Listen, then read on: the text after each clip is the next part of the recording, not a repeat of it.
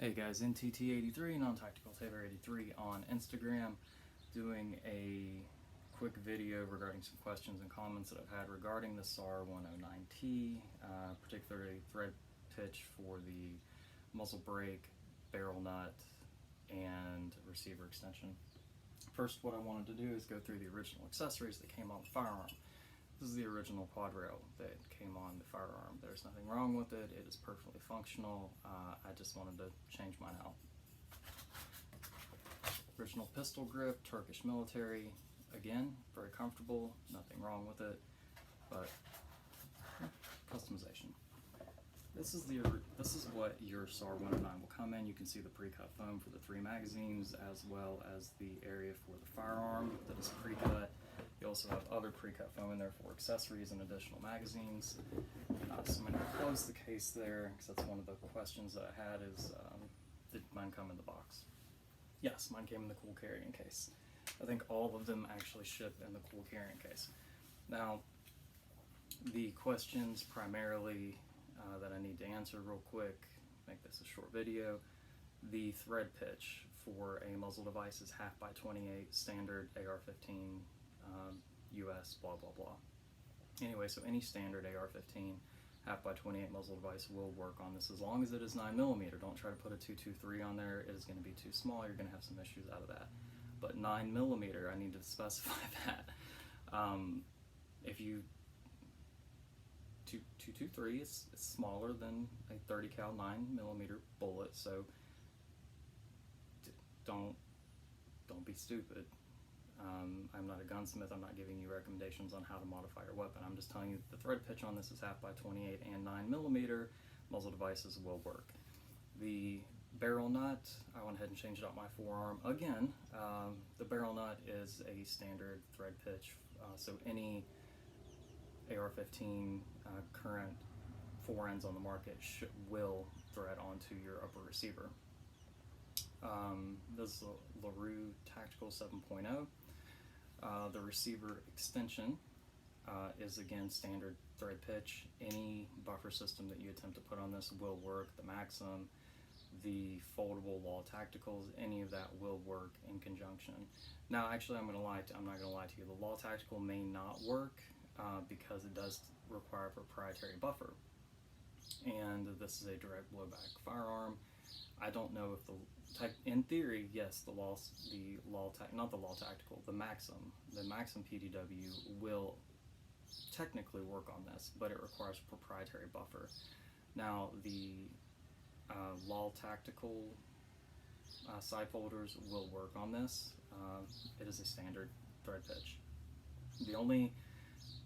The upper and lower receiver are smaller than a standard AR-15. It does take Colt stick pattern magazines, which will interchange with my Colt 635 back there without an issue. But what you do have is the parts that are not compatible.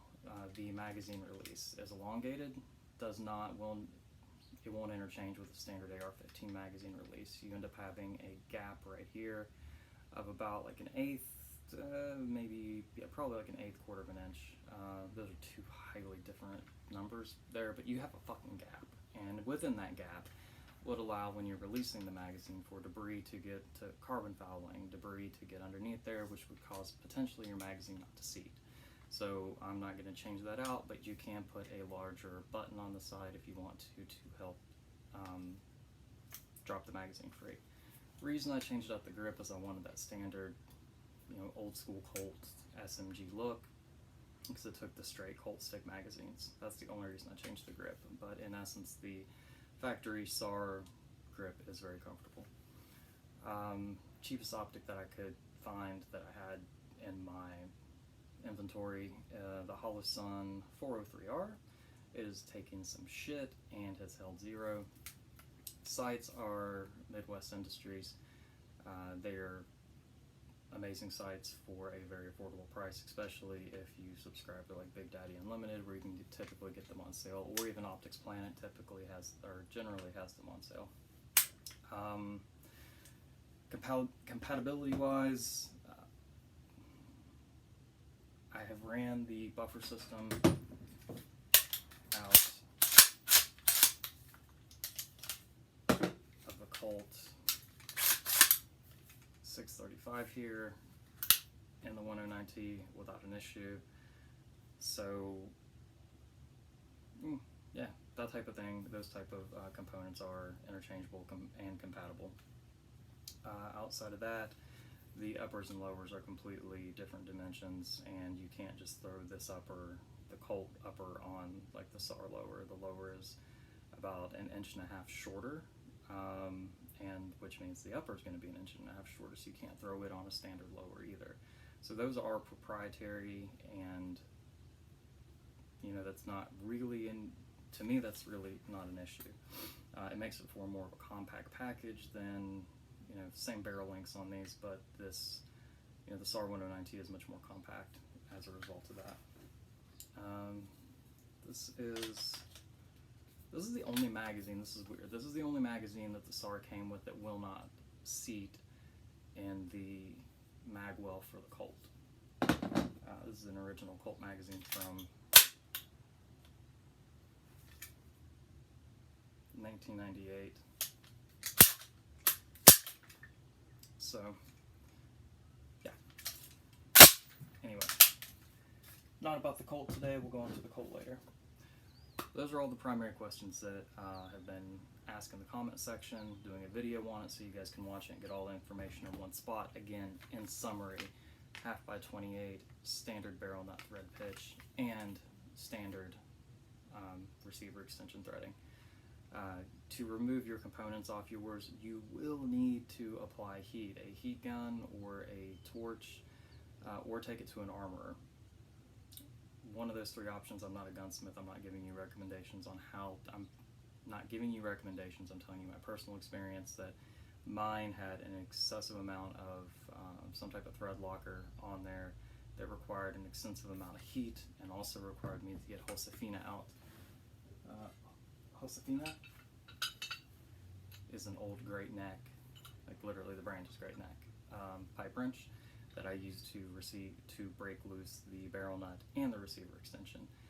Now the receiver extension, not the delta ring, the castle nut, not reusable. I screwed it up.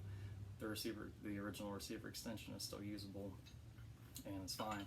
But Josefina, love-hate relationship.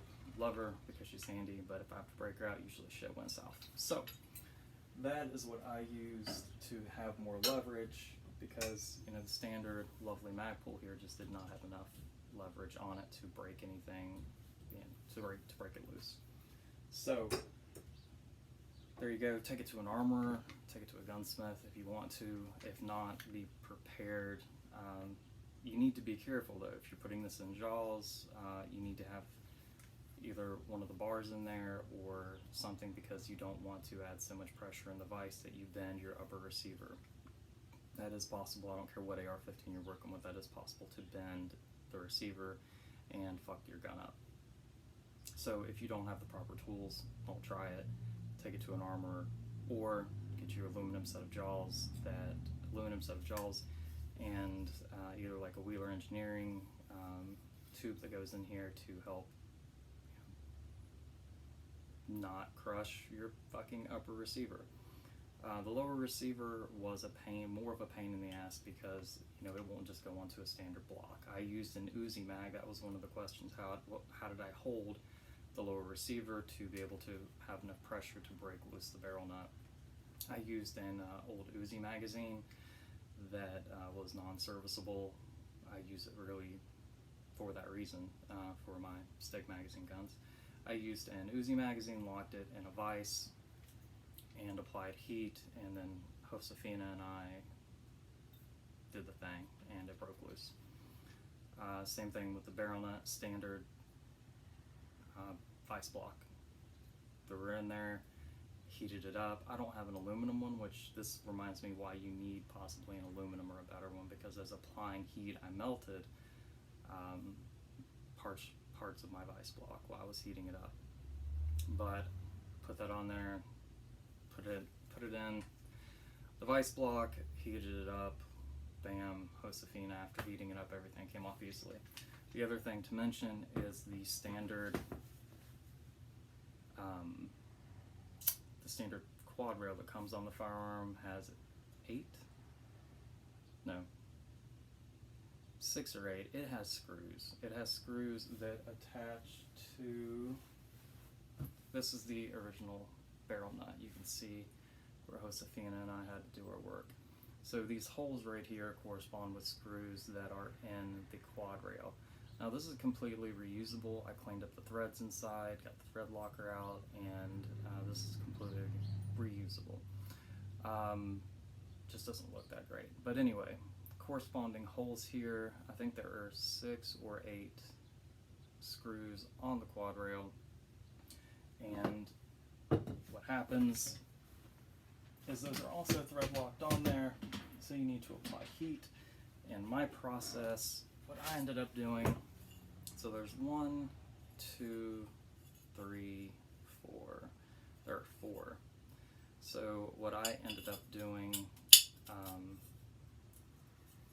there you go, that's needs to go in further, but you get the point. What I ended up doing is stripping one of the screws because I was honestly being lazy and did not have the right size Allen key out.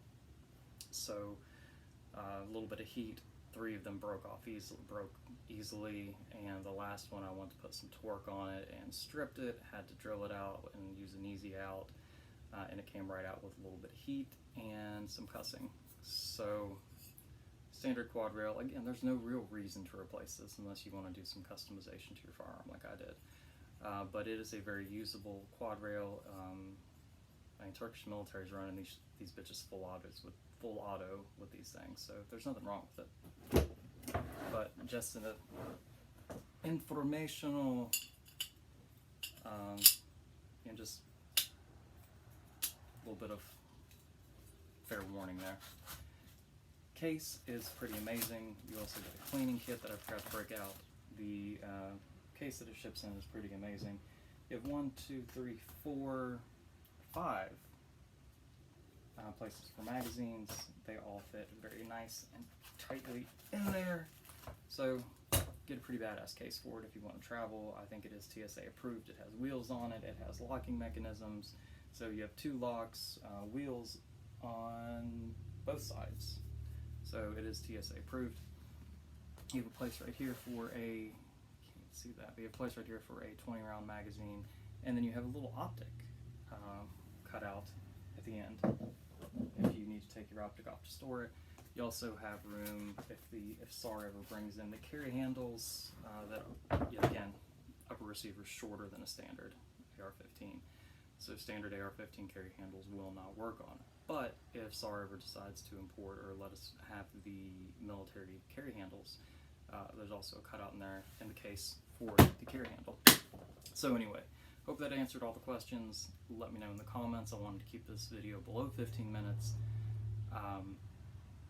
Comment section, like, subscribe, mainly like it. If you subscribe, that's awesome, but let me know if you're watching the videos. I know that some of you guys are because you're commenting, and if you're commenting, you're watching it, and you have more questions or you want more information. So let me know, and I appreciate you watching, and thank you again for providing feedback and things. If there's anything I didn't cover in this video, I will do an informational follow-up video to cover anything else that you guys have questions about. But I think that covers just about everything that has been in the comment section up to this point. So I'm at the 14-minute mark. My clicker to turn off the damn camera is not connecting, so I got to get up like an idiot, turn the camera off. But can't say it enough. Thank you for watching. Subscribe, like button.